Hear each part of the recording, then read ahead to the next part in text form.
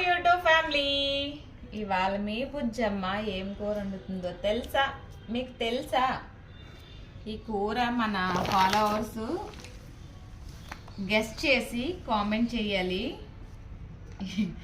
విలేజ్లో పుట్టు పెరగడం వల్ల ఇలాంటి మంచి మంచి ఆకుకూరలు అనేవి కొంతమందికి తెలుస్తాయి.